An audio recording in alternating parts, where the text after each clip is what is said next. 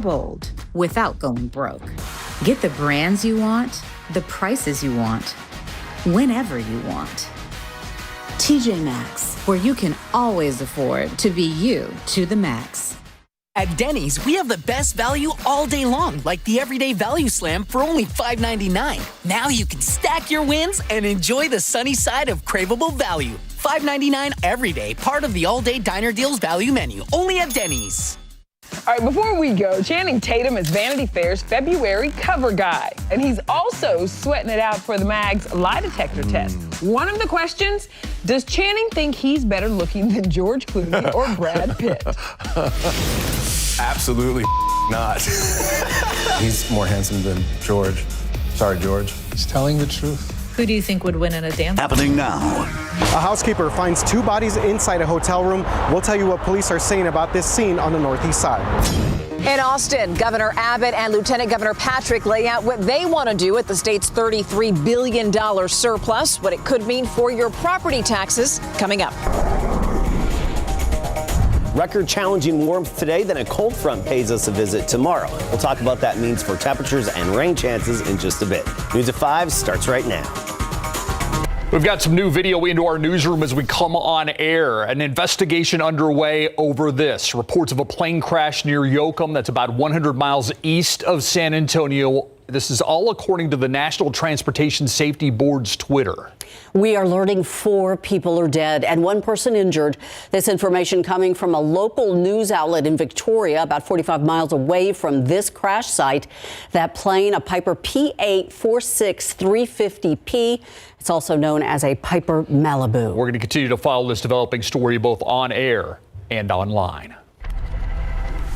More questions than answers about 2 women whose lives ended in a hotel room on the northeast side. That investigation just a few hours old. Yeah, they were found this morning at the Travelodge off I-35 and Loop 410. RJ Marquez bringing us up to date with what police are finding out. RJ. Yeah, that's right, Steve and Ursula. A very active scene throughout the day. Police and crime scene investigators out here for most of the day after a housekeeper reported finding 2 bodies inside one of the guest rooms on the 2nd floor of this Travelodge on the near northeast side, again, right off the access road of I-35. So that housekeeper told police this morning that she was making her rounds around 11 a.m. when she walked into the room and found those 2 bodies inside. Now, police tell us the 2 people had been shot and were dead when officers arrived to the hotel. Chief William McManus says that this is still in the very early parts of this investigation, but it appears that the 2 women were found dead inside of this room, and they were found shot to death inside of this room. McManus says that they appear to be in their late teens or early 20s. He also said that there did not appear to be any sort of disturbance inside the room, and police have not determined how long these 2 people were dead before they were found by that housekeeper. Their bodies were actually removed from that hotel room around 3 p.m. this afternoon. Police, of course, are now looking over surveillance video and also searching the area for any witnesses that could help with this investigation. So as you guys mentioned, still a lot of questions that need to be answered here, including one of the big ones here, the chief saying that they're not sure if this is a double shooting or a murder-suicide, and they're still just trying to piece together exactly what happened inside that guest room today here at the Travelodge. Again, that housekeeper finding 2 bodies. It appears to be 2 young women so far. We will continue to follow this story, and the names of the victims have not been released at this time. Reporting live from the near northeast side, RJ Marquez, KSAT 12 News. More questions than answers. Thank you, RJ. Well, jury selection underway in the trial for Air Force Major Andre McDonald, accused in the murder of his wife back in 2019. The jury selection didn't begin right away because the defense was trying for a reset. Erica Hernandez has more on the trial and when opening statements may actually begin. It's been almost 4 years since Andreen McDonald was murdered. The man accused her husband, Andre McDonald, and now he will have his day in court. But that was not after his defense team this morning asked for a continuance. Andre McDonald, along with his defense attorneys, walked into court this morning to begin jury selection for his trial. Before potential jurors were brought in, a pre-trial motion was filed by the defense as they were asking for a reset because of evidence that was turned over by the state. The difficulty that we've continually had in this case is the state giving us discovery that they say they've given to us about 1.5 years ago, but they give us the same items over and over and over again. 399 District Court Judge Frank Castro denied that continuance and jury selection began. Once that jury is seated, testimony will begin. Now, as of right now, we still don't know when testimony will actually begin. That's in case other pre-trial motions are filed. Now, if that happens, that will set opening statements back a little bit, but we will be covering this trial gavel to gavel. You can follow our live stream on KSAT.com, KSAT Plus, and KSAT's YouTube page. Erica Hernandez, KSAT 12 News. Thank you, Erica. Now the work begins. Governor Greg Abbott and Lieutenant Governor Dan Patrick taking their oaths of office today. During their inauguration speeches, both laid out plans for the economy. Our Stefania Jimenez is live in Austin with the details and specifics on one proposal, Stefania. This includes a tax cut, I understand. Yes, so both the governor and lieutenant governor spoke about border security in schools, but it was specifically one of their ideas on what to do with the state's $33 billion surplus that got a lot of people buzzing. And one of those ideas is to use that money towards a property tax cut. Listen. But make no mistake, that surplus does not belong to government. It belongs to the taxpayers.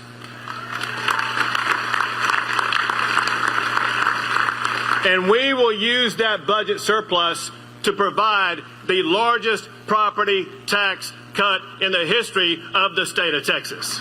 And in the budget that we will release this week, the Texas Senate will raise your homestead exemption to $70,000, which will save you thousands of dollars over the lifetime of your home.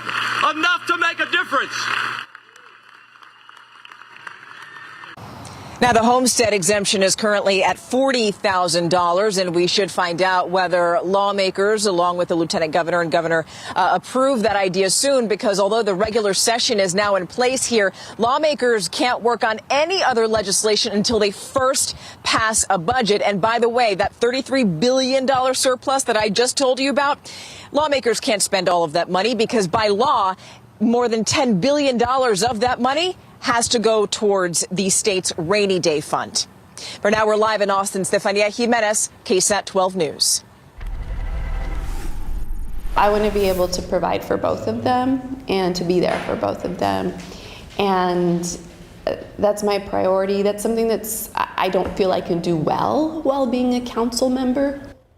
That District 7 Councilwoman Ana Sandoval explaining her surprise announcement this morning. She's resigning, saying she needs to take some time to be able to care for her infant daughter and take on more of a role in her aging mother's life. That means that there will be just over 4 months left to her term when Sandoval steps down on the 29th.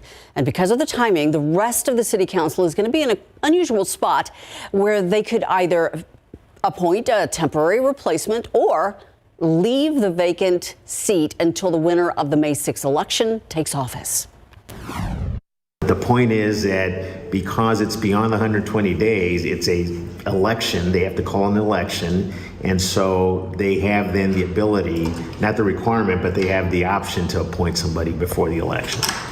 Coming up at 6, here how Sandoval is making sure that the replacement will do what's best for the people in her district. The MLK March is over. Now the cleanup begins, and there was a lot to do after having the first in-person march since 2020. Crews stopped by Pittman Sullivan Park, the last stop of the march, the biggest celebration where the stage was set up. Bleachers went back to where they belong. Railings were placed in storage again, but the biggest mess that needed cleaning up at the after party, the cast-offs that became a mountain of garbage. It's pretty fast. They make a good progress around here. It's good. The city crews got an early start today as they began right at dawn, working quickly to clear a path for runners and visitors after what was a fun and peaceful celebration.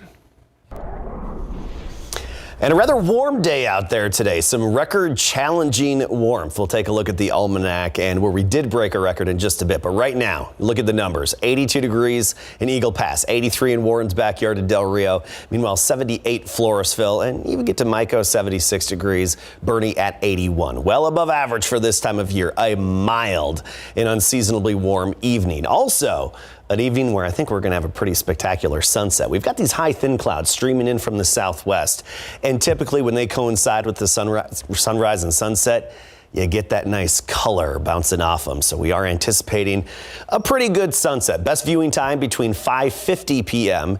and 6:20 p.m. Get your cameras ready and your KSAT Weather Authority app where you can upload your photos. We can share them here on KSAT during the 6 o'clock news. Temperatures falling through the 70s and then 60s this evening. A cold front hits tomorrow morning. We'll talk about what that means for rain chances and temperatures in just a bit. Thank you, Adam. Federal prosecutors will not seek the death penalty in their case against the man accused of killing 23 people in the 2019 Walmart mass shooting in El Paso. A notice was filed by the U.S. Attorney's Office today. We're coming up on the 4th year after that shooting, and the suspect is yet to stand trial. He's facing several federal and state charges, including hate crime resulting in death. The federal trial is set to begin in early January next year.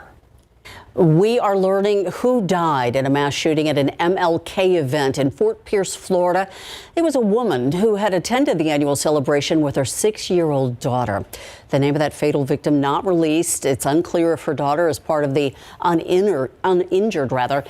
7 adults were shot, several children as well. Police believe the shooting started after a fight between 2 rival gangs. More than 1,000 people were there when those bullets began to fly. So far, no arrests. The best way to save money for travel is booking your tickets at the right time. Why now is the best time, along with the deals that you're going to be able to find. Check out traffic on this Tuesday. Let's go to I-35 at Loop 410. Usually busy, and that is certainly the case right now. Look how busy it is. It's 35 at north at Loop 410. I believe it's the southbound lanes that we're looking at, and traffic is backed up.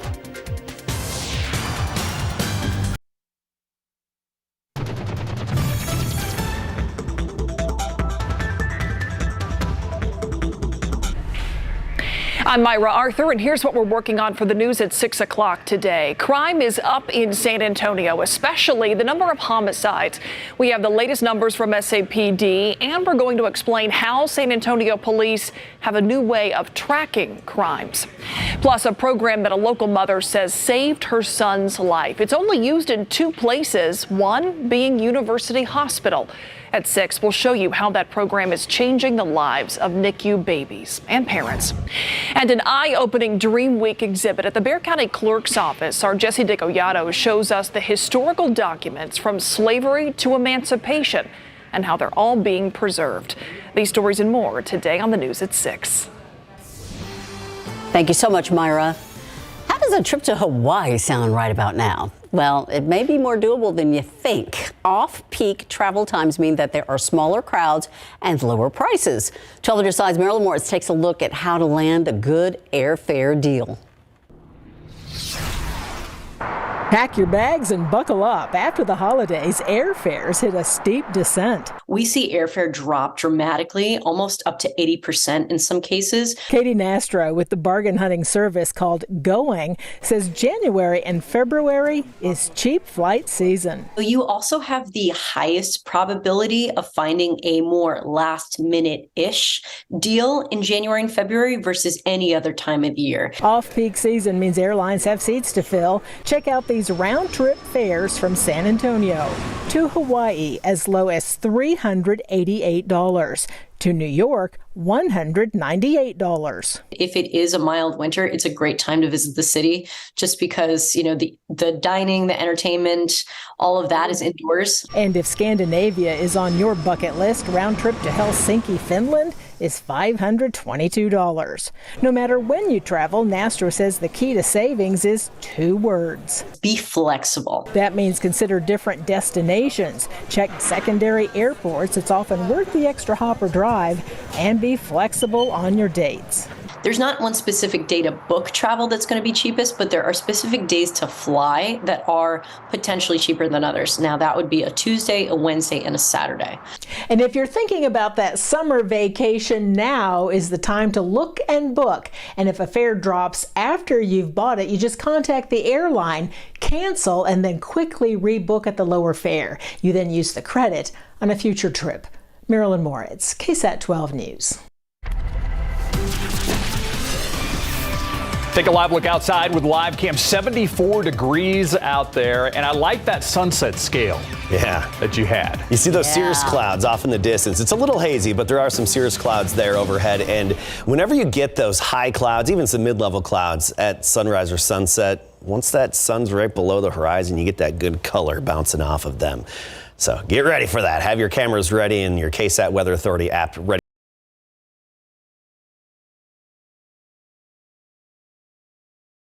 As a stray shower or two possible around sunrise as well, and then windy and very dry air taking over, and that's going to cause a few issues. So let's talk about it all, starting with our rain chances.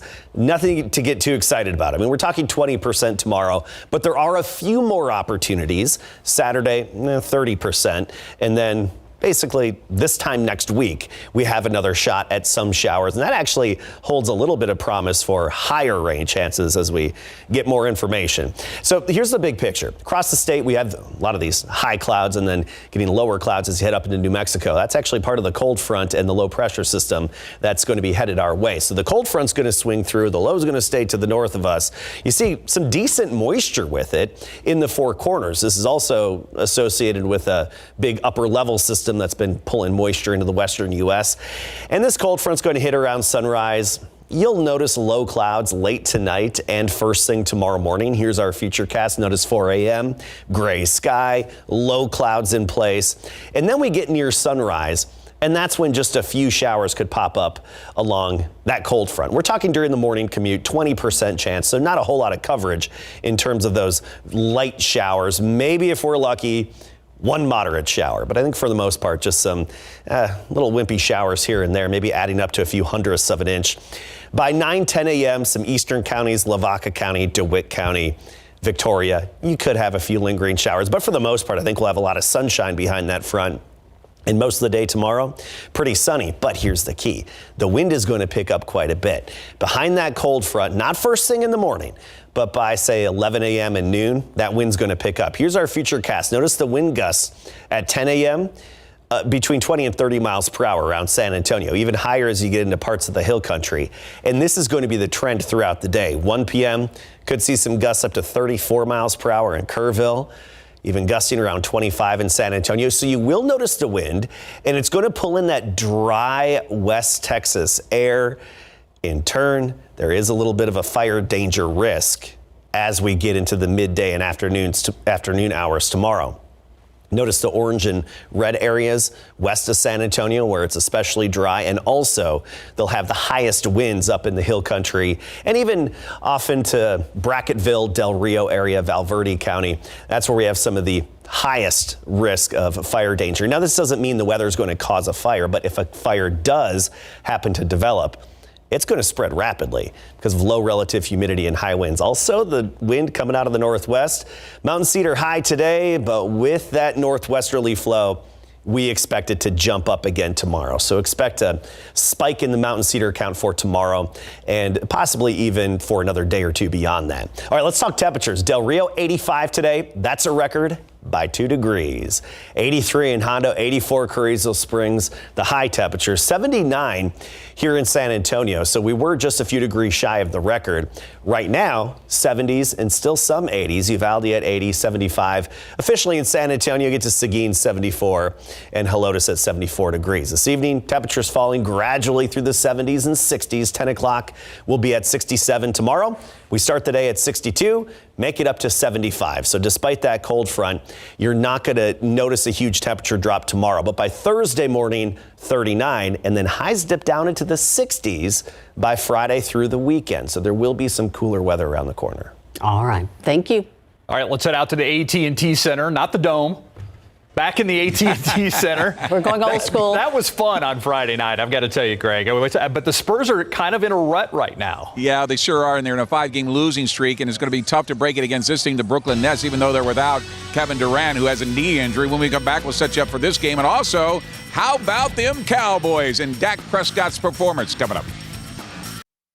Good afternoon, everybody. Welcome live to the AT&T Center, where the Spurs will try and snap out of their 5-game losing streak when they host one of the beasts of the East, the Brooklyn Nets. Now, coming into this game, as I just mentioned, that 5-game losing streak, but they have also lost 8 out of their last 9 games to get going, and giving up another double-digit loss to the Sacramento Kings on Sunday, 132-119. But the Nets have been struggling as well, losing 2 games in a row without Kevin Durant, sidelined with a knee injury. For rookie Jeremy Sohan, how does he measure where he has come from day one versus midseason right now? I think it's kind of difficult to measure, but I think, as the season goes along, I feel like my confidence, the things I show out there, I think it's all improved. Of course, there's ups and downs, but I think overall it's been pretty good. All right, here is a matchup tonight. Tip time at 7 p.m. Highlights for you tonight on the Night Beat. Pro football coverage, powered by Davis Law Firm. The Dallas Cowboys won their first road playoff game in 30 years to this day, and they also did it by defeating Tom Brady for the first time in his career as a member of the Dallas Cowboys in Tampa. Cowboys quarterback Dak Prescott broke his string of 8 straight games with an interception by throwing for 305 yards, 4 touchdowns, running in for another in the dominating 31-14 victory in the NFL wildcard game. Prescott was able to spread the wealth with 2 touchdown passes to Dalton Schultz, his first a 22-yarder, then the second an 11-yarder as the Cowboys shut out Tom Brady for the first time in his playing career, leading 18-0 at the half. In the second half, Prescott's performance continued with a 2-yard TD pass to Michael Gallup and then another 18-yarder to CeeDee Lamb to go up 31-6. The only drama in this game is that kicker Brett Maher missed 4 straight extra points before he finally made one. Now they get a rematch of the San Francisco 49ers against the team that eliminated the Cowboys in the first round last year on Sunday. What changed for Prescott? I got away from the way that I play this game, got greedy, tried to just force some throws, try to take the big ones, and that's not who I've been throughout my career. Obviously, just taking what they give me, waiting on the big shot, and I think it was uncharacteristic. So yeah, sure, it was a way for me to just dial back in. But at the sense, I wiped that clean and just I knew what this game meant. I knew how important it was for us, and just, as I said, prepared. And he came through. All right, now the Cowboys will face the 49ers in Santa Clara on Sunday at 5:30 in the NFL Divisional Playoffs, and KSAT 12 Sports will be there. Live from the AT&T Center, Greg Simmons, KSAT 12 Sports. That's going to be quite a matchup. Thank you, Greg. We got some late-breaking news we want to get to right now. San Antonio police working the scene of a fatal crash near I-10 and 1604. That crash reported just after 3 o'clock this afternoon. Our John Paul Barajas is at the scene now. John Paul, what do we know so far? Oh, you mentioned where we're at. It's on the eastbound lanes under the I-10 1604 interchange. Police tell us that it seems like an 18-wheeler disregarded a red light and T-boned an SUV crossover BMW. Now, it's hard to see, but behind this red pickup truck, that 18-wheeler is still on its side, and the BMW is actually pinned up against one of those poles. They tell us the driver of the BMW, a man in his 60s, has passed away. The driver of the 18-wheeler in his 20s taken to the hospital in critical condition. Traffic in here is moving, but moving very slowly, very congested as this intersection is shut down. So people are having to go around. If you're going to be coming this way, keep that in mind. As soon as we get more information on this crash and what led up to it, we'll bring that to you. John Paul Barajas, KSAT 12 News. Thank you, John Paul. Hopefully have an update on that during the 6 o'clock news. Yes, and we'll be right back. Thanks so much for watching the News at 5 with us. World News up next. We'll see you back here at 6.